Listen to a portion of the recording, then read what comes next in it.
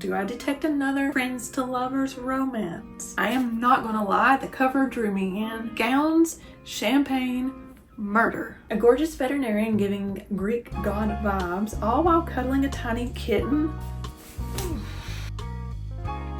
Hello, welcome back to my channel. I have a stack of books here, and in today's video we're going to talk about all the books I hope to read this summer. And I have 12 here. I may read more than that, but these are the 12 that have been on my TBR that I think would be perfect to read. Okay, I'm just going to set these off to the side. So the first one I have is Meant to Be by Emily Griffin. This book follows the Kingsley family. They're a very prominent family in America. Everyone loves them for their military heroics, their politics, and their elegance. And in 1967, the patriarch of the family dies in a car crash. So then his son takes over the family's legacy, but he cannot meet those expectations of what it takes to be a Kingsley. Then we have Kate Cooper, who grew up without a father. Her mother marries an abusive man, and Kate literally has no one. Like, she has to rely on herself just to survive. But she does get discovered when she's 16 by a model scout. She begins to appear in magazines, on billboards. She becomes this well-known model, but she feels fake. She feels like she is not being truthful with herself or with other people. Well, Joe and Kate meet, and their connection is literally instantaneous. And now these two are forced to kind of live in each of their worlds. Joseph Kingsley with all of the expectations that he has to make for his family's legacy, and Kate, who's living in the spotlight as a model. So that is Meant to Be by Emily Griffin. Next up we have Problematic Summer Romance by Ali Hazelwood, and I have read a few of Ali Hazelwood's books and I've really enjoyed them. And I meant to read this last summer, but I didn't get around to it, so I'm going to try to read this summer. This follows our FMC, Maya, who is 23 years old and still hasn't figured out what in the world she wants to do with her life. And our MMC is Connor, who's 38, and he is all that Maya can think about. Connor is into tech, into biotech. He's very successful. Maya is an undergrad who has no clue what she's going to do with her life. Connor is her brother's best friend, so we're going to have a brother's best friend trope. We have an age gap trope. Connor keeps telling her that if they jumped into a relationship, there would be too many problems, too many complications, and he wants Maya to get over him. Maya's brother is engaged and is going to get married in Sicily, so Maya and Connor, of course, are going to be attending the wedding. And while they're there, Maya begins to think that there's something that Connor is hiding, but she still feels like a summer fling might just be the thing that she needs to do, even if it's problematic. So that is Problematic Summer Romance by Ali Hazelwood. Next up, we have another Emily Griffin book, The Summer Pact. It says, in the wake of tragedy, a group of friends makes a pact that will cause them to reunite a decade later and embark upon a life-changing adventure together. So we have 4 freshmen who arrive at college. You have Lainey, who's a California party girl. Then we have Tyson, who is this brilliant scholar from DC who wants to be a lawyer. Then we have Summer, who is a recruited athlete, and she's from the Midwest. And then we have Hannah, who is very mild-mannered. She's from the South. She's very quiet. They share a dorm room together, so they begin to get to know each other, and a friendship is formed. And as they go through college, they become even more inseparable. But when it gets close to graduation, a tragic event occurs. But they do make a pact that they will always be there for each other, no matter what, no matter where they are, no matter how far separated they are. Fast forward a decade or 10 years later, Hannah's life gets suddenly turned upside down on a day where it should be the happiest day of her life. So she calls up those friends, but they're all facing their own issues in life. But true to their promise, they do show up to be there for her. So they all come together and they share everything that's been going on in their lives and go on like this adventure together. That sounds cute. Can't wait to read that. And the cover's cute too.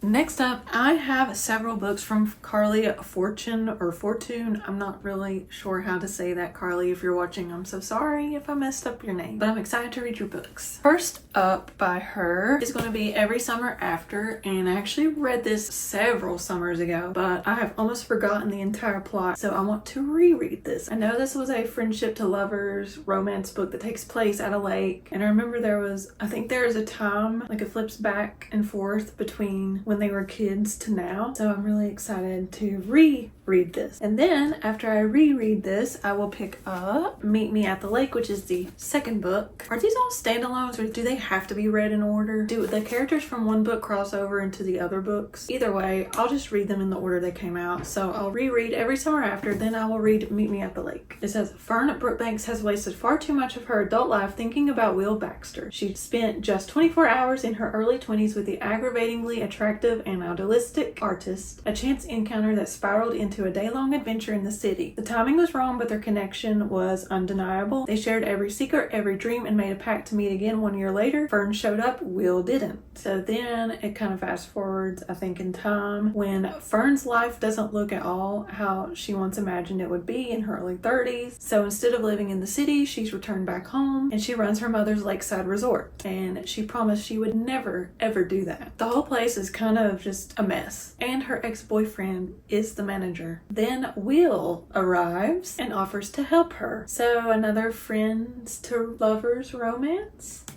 That sounds cute. I can't wait to read this. I've heard people like this one. Meet Me at the Lake. This Summer Will Be Different, which is book number 3. It says, this summer they'll keep their promise. This summer they won't give in to temptation. This summer will be different. Lucy is the tourist vacationing at a beach house on Prince Edward Island. Felix is the local who shows her a very good time. The only problem? Lucy doesn't know he's her best friend's younger brother. Lucy and Felix's chemistry is unreal, but the list of reasons why they need to stay away from each other is long, and they vow to never repeat that electric night. It's easier said than done. Each year Lucy escapes to Prince Edward Island for a big breath of coastal air, fresh oysters, and crisp vino verde with her best friend Bridget. Every visit begins with a long walk on the beach beneath soaring red cliffs and a golden sun. In every visit, Lucy promises herself she won't wind up in Felix's bed again. If Lucy can't help being drawn to Felix, at least she's always kept her heart out of it. When Bridget suddenly flees Toronto a week before her wedding, Lucy drops everything to follow her to the island. Her mission is to help Bridget through her crisis and resist the one man she's never been able to. But Felix's sparkling eyes and flirty quips have been replaced with something new, and Lucy's beginning to wonder just how safe her heart truly is. That sounds cute and unique, and I'm excited to read that one. Also heard good things. Then we have One Golden Summer. This one was all the rage last summer, and I never did read this one, but I meant to. I'm pretty sure this really is a standalone. It says, good things happen at the lake. That's what Alice's grandmother says, and it's true. Alice spent just one summer there at a cottage with Nan when she was 17. It's where she took that photo, the one of 3 grinning teenagers in a yellow speedboat, the image that changed her life. Now Alice lives behind a lens. As a photographer, she's most comfortable on the sidelines, letting other people shine. Lately though, she's been itching for something more, and when Nan falls and breaks her hip, Alice comes up with a plan for them both. Another summer in that magical place, Barry's Bay. But as soon as they settle in, their peace is disrupted by the roar of a familiar yellow boat and the man driving it. Charlie Florick was 19 when Alice took his photo from afar. Now he's all grown up, a shameless flirt who manages to make Nan laugh, and Alice longed to be 17 again, when life was simpler, when taking pictures was just for fun. Sun-slanted days and warm nights out on the lake with Charlie are a balm for Alice's soul, but when she looks up and sees his piercing green gaze directly on her, she begins to worry for her heart. Because Alice sees people, that's why she's so good at what she does, but she's never met someone who looks and sees her right back. It sounds cute. Okay, and the final one, which I just picked up last week and is another standalone, One Perfect Storm. It says, Frankie and George have been best friends since they were 8 years old. Do I detect another friends to lovers romance? Both passionate, impulsive, and headstrong, they've always clashed and came back together. Until now, it's the eve of Frankie's wedding weekend and she doesn't know where they stand or even if George will show up as her best man. Oh no.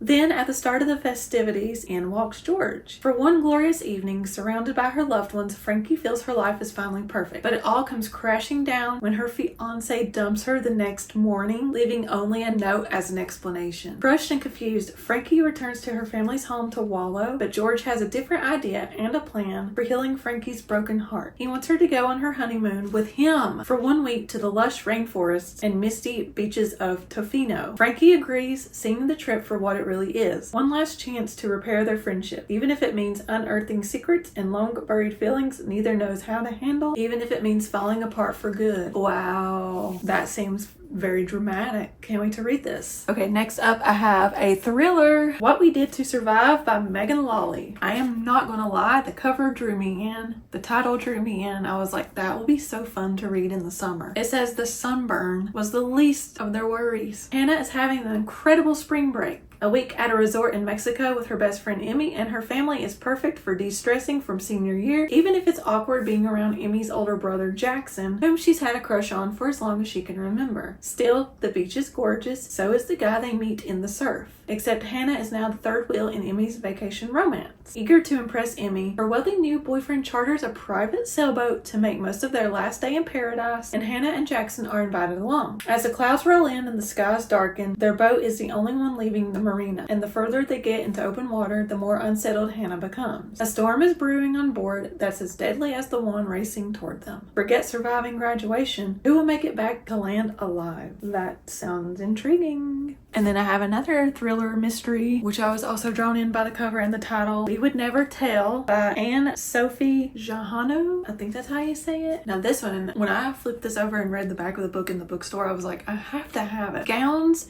champagne, murder. Hollywood, but make it French. For 12 days straight, as the red carpet rolls out to the Riviera for the Cannes Film Festival. The most famous people are all here to celebrate themselves while the world watches in awe. And with a heavy dose of envy, at least, for 3 ambitious and talented young women who can't seem to climb up from the bottom rung of the Hollywood ladder. As they swirl in the glitz of Cannes, the VIP invitations seem so hard to come by, and the A-list so far away. It's enough to drive them a little crazy, enough to make them snap and do things they might or definitely will regret. It's a good thing they're invisible until a multi-million-dollar necklace vanishes and a dead body is found in the Mediterranean Sea. Then the spotlight turns up so hot that they have nowhere to hide. Now their biggest dreams are even further out of reach. Or can you get away with theft and murder if you want it badly enough? That sounds so cool. I mean, the whole gowns, champagne, murder. Wow. It's all champagne problems until you're drowning in them. I can't wait to read that. Oh my gosh. Next up, and I'm really excited about this one because it's about to become a TV show. I can't remember when. Was it June, July? Sometime this summer. The 5-Star Weekend by Elin Hilderbrand. And you've probably seen me already talk about this book, but I'm very excited to read this because I really enjoy Elin Hilderbrand's books. I enjoy the drama. They're just so interesting. This follows our FMC Hollis, who had an argument with her husband. He leaves and gets killed in a car crash. So she is left to deal with all of this and deal with her grief. And then she sees kind of like an advertisement for a 5-star weekend getaway. And what that entails is going on a weekend getaway with a friend from each phase of your life. So your childhood friend, your teen friend, a friend from your 20s, from your 30s, from your 40s, and y'all get together and you go on this little holiday weekend getaway. And all of these friends have their own dramas going on. Like one of them's husband is having an affair with a woman who works in his office. Another one is a sports agent, but her career is about to tank because of the comments that she made about a client's mental health issues. And then there's also this stranger named Gigi. She actually reached out to Hollis because Hollis is like this food blogger, so she reached out to her through her blog. And she's like very unusual and it seems like she has secrets. And then you also have another friend whose husband is trying to get Hollis and her first love Jack together. Like he invites Jack there. Anyway, I feel like this is going to be filled with a lot of drama and I feel like the TV show will be good. So I'm very excited to read this. And the final book, well, I won't say final book, but at least in this list of books that I want to read in the summer because I may read more. We'll see. Say You'll Remember Me by Abby Jimenez. This was very popular last year and I bought it last year with every intention to read it and I did not. So I'm going to try to read it this year. It says they met, they fought, then they fell hard. There might be no such thing as a perfect guy, but Xavier Rush comes disastrously close. A gorgeous veterinarian giving Greek god vibes, all while cuddling a tiny kitten? Immediately, yes. That is until Xavier opens his mouth and proves that even sculpted gods can say the absolute wrong thing. Of course, there's nothing Samantha loves more than proving a butthole wrong. Unless, of course, he can admit he made a mistake. But after one incredible and seemingly endless date, possibly the best in living history, Samantha's forced to admit the truth that her family is in crisis and any kind of relationship would be impossible. She begs Xavier to forget her, to remember their night together as a perfect moment, as crushing as that may be. Only no amount of distance or time is nearly enough to forget that something between them. And the only thing better than one single perfect memory is to make a life and even a love worth remembering. This seems cute. I love the cover. I've always thought the cover was one of the prettiest covers. So I'm excited to read that one. Let me know if you've read any of these or if they're on your TBR or what you're planning to read this summer because I may add more to my TBR as if I need to do that. There's so many books. Don't forget to like this video and subscribe to the channel for more bookish content. I've got lots of reading vlogs coming up, lots of more bookish vlogs coming up, so stay tuned. But until then, I will see you all in my next video.